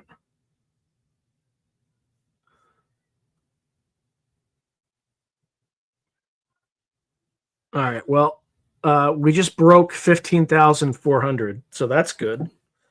It's still taking forever, but this month growth in the channel actually accelerated a little bit, so I've been happy about that. It's nowhere near what it needs to be for the channel to grow at a rapid clip, but it's growing much faster than it has recently. So that is wonderful news. So we'll see how it goes. But I think part of it might be that we're about to go into saucer season. So that is something that Rich Geldrich came up with, which is generally we have all these UAP sightings this time of year. So 'tis the season of the saucer. So get ready. Oh boy. Okay, so Gray Owl writes, I recently forced down an episode of Vetoed, aka Vetted, due to Carl Crusher being on tap. Not trying to be critical, but the host needs to increase his inventory of adjectives. Yeah, well, I mean that channel's not it's not for people with high IQs. It's kind of a sensationalist channel that kind of leverages other people's content for what it's worth. I'm not saying that as to disparage it. It's just what it is, right? So you're not going there for rocket science. Okay, so Gray Owl writes, everything he remarks on, he calls interesting. Interesting this. Oh, that's interesting. Boy, oh boy, I found out. Wait for it. Interesting.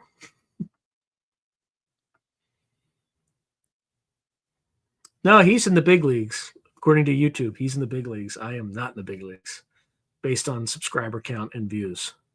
So, yep, Scott Ian is writing A1 Atlas is coming to do something. Yeah, my episode on that with John Brandenburg, I think pops on September 22nd. So I put it a little bit closer to when the event actually happens. So Roger Claiborne writes, I've always talked to wild birds. Once taught a mockingbird a bunch of new tunes. It was awesome when it incorporated my whistles in its morning songs.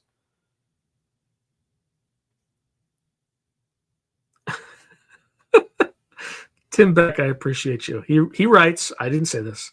I'm not mean, but I'm critical. I prefer not the style of Vetted. I'm not neutered.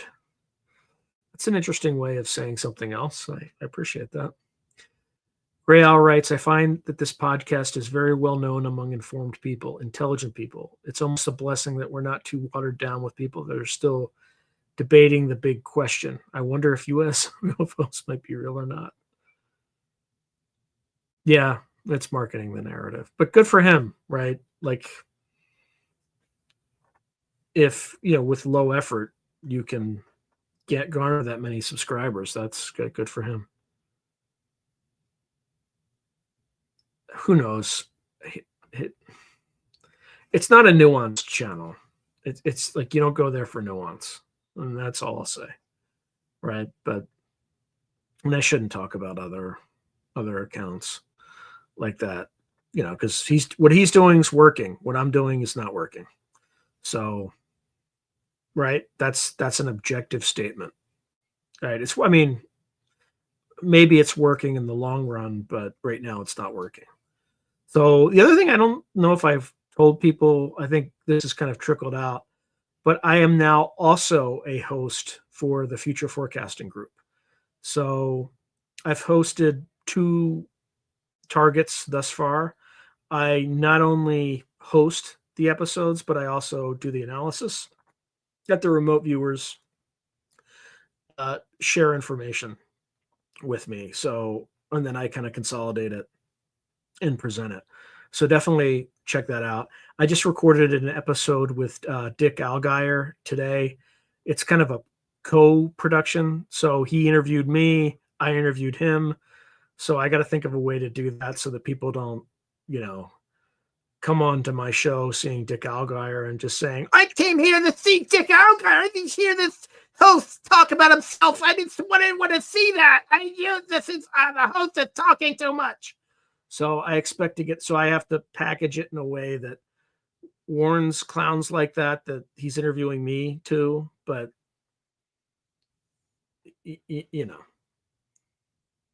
anyway. Yeah, I like him a lot too. Yeah, so I'm going to be a host on the Future Forecasting Group, like on some of their videos. So, and I'm like, I'm not. It's not like a volunteer thing either. Like I am being remunerated for it. So it's pretty interesting stuff, and they're tapped into some pretty interesting folks. So yeah, I'm pretty excited about it. Irony is he knows he's a clown show. I'm not gonna. I appreciate the sentiment, but I'm not gonna pile on. I'm gonna try to be more. I'm gonna try to be professional. But I appreciate the audience feedback, and we'll steer clear of that style of presentation. Yeah, thank you, Johnny Topside. I appreciate it. By the way, no impact on this show. In fact, it will help this show.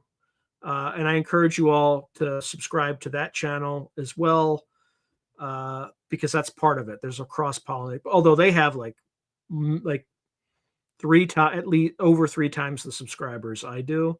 So it's doing me more of a favor than me kind of being on their show, but still, nevertheless, you should check it out. It's a definitely good show. Yeah, I think they get all the targets from paying subscribers, so I'm not going to violate that sort of thing. If it were my show, I could have a little bit more leeway, and maybe after I've been there for a while, I will. But at this stage, I just got to kind of land the plane on the aircraft carrier a few times, and then see where it goes from there. Yeah, it's definitely a lot, and it helped that I knew Daz and Edward Reardon well enough, because I think they recommended me. Like I didn't apply for it or anything like that. They just reached out to me and said, "Hey, would you be interested in doing this?" So, but it's only going to help the channel. the veto spear. What does veto stand for? I thought it was like veto a bill, but VITTO sphere. I don't know. What does that mean? Please elaborate, Grail. I'm very curious about what the veto spirit is, because the only image I'm getting right now is like Vito from from the mafia. Yeah, Daz is very they're all very talented. They're actually scary accurate too. And they're accurate in different ways. So I don't want to say much because I don't know how much is aired. I've done 2 targets so far, and I've just finished my analysis of another target. We just have to record the episode.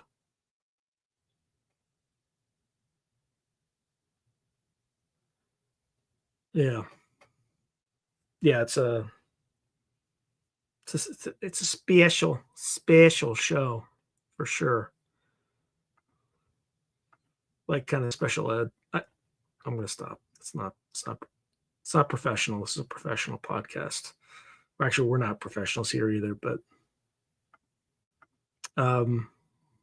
what was I doing? Oh yeah. So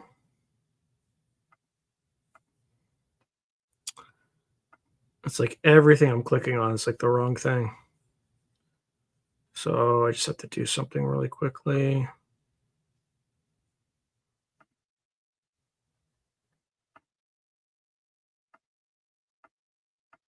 Some tricks I learned about working with YouTube,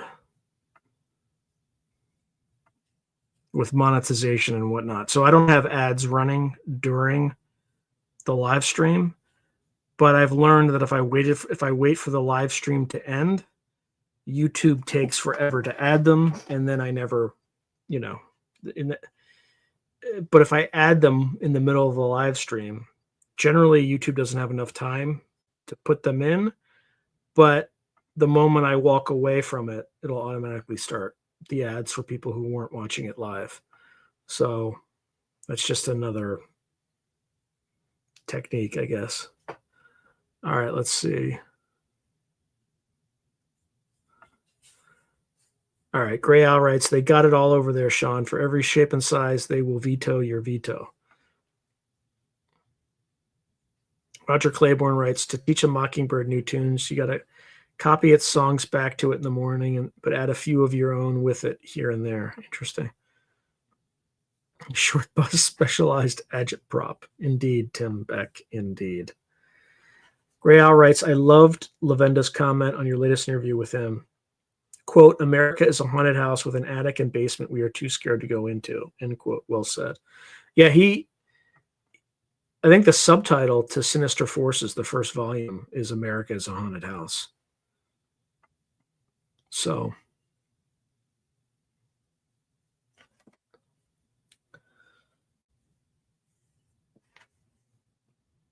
anyway, what do folks want me to cover kind of going forward?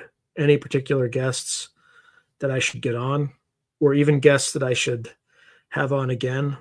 I guess I still need to reach out to Morehouse, but I'm glad I reached out to Lynn Buchanan again. Those episodes are doing great. Like awesome. Peter Lavenda's episodes are doing awesome. The O'Leary brothers, those episodes did awesome. I've had like a string of those. Gillis episodes always do awesome. So, and I think Brandenburg episodes do awesome too. So we'll see how the lifting the lamp Frater Eleftheria does. He's the guy that Matt Brown not quoted, but showed his materials on Twitter. So I interviewed him for the next 2 episodes that are coming up. Although I might push Dick Algire's episode in there soon, so it is synchronous for when they put up. This is crazy, for when they put up mine. So anyway, I'm trying to think there's anything else crazy. I had a weird dream last night that my thesis advisor was talking about Malmstrom. So if you see any weird stuff at Malmstrom Air Force Base in the next few weeks, you let me know. It was just weird. A former Secretary of Defense was like talking about Malmstrom.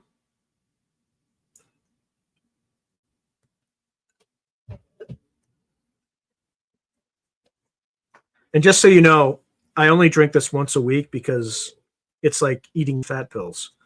I started eating 1 steak a day, and that's it, and then taking a multivitamin.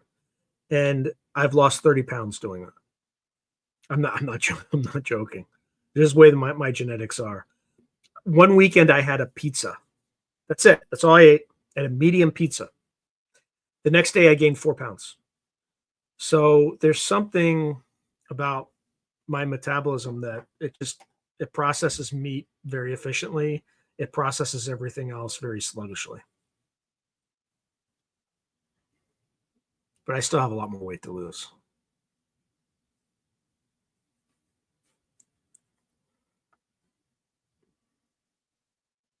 Yeah, it's a fantastic eating regimen. It's like the easiest diet ever, and it works better than any diet I've ever had. It's just, you don't even have to exercise. It just burns off. It's amazing. It's absolutely amazing. All right, that's creepy, Scott. You got to say more because you are freaking right. That's correct. How do you know that? Well, I mean, obviously you somehow, it has something to do with metabolizing meat and not metabolizing carbohydrates, but say more, please. I'm very interested. Thank you, Johnny Topside. He just says, keep up the good work. I appreciate you. Thank you.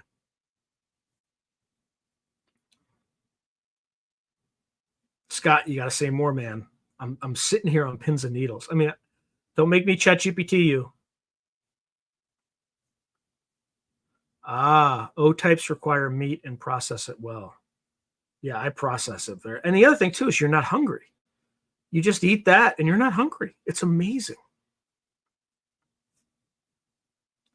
Okay, Gray House writing, yeah, my Scott genealogy is humming when I go on a diet of turnips and ground meat stuffed in sheep stomach. Yum, yum. Oh, yeah. Plus a wheat dram to wash it down. Yeah, Logan Clark writes, I must be O-type. Yeah, I don't know. Scott, you got another question, man. You started this. What about B? Fast Mama Jamma wants to know, what about the B type? What should they be eating? What should they be processing?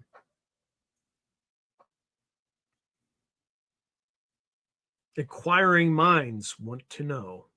Oh, you know what? I should put this.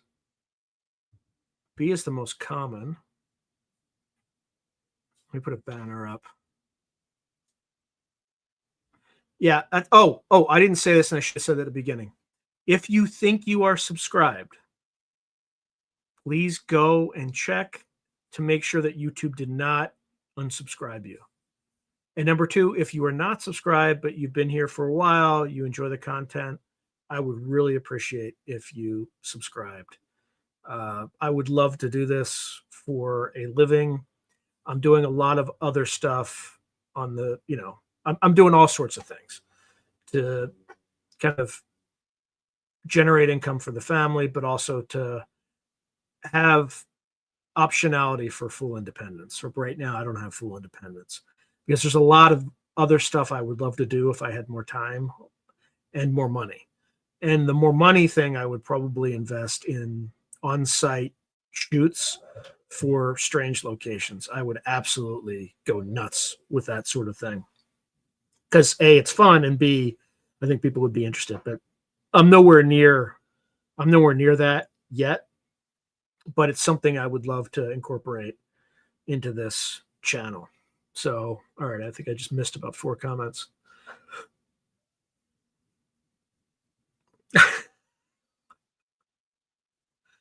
Let's see. Yeah. Oh, so I didn't say it. I just read it myself and selfishly just assumed that the people listening could read as well from the radio. All right, so Scott Ian is all I know is O because I'm an O. I forget the rest. So Fast Mama Gemma saying the negative is the most sus. Logan Clark says B processes baby blood best. Oh boy. Still like organic oats. Yarg. Yeah.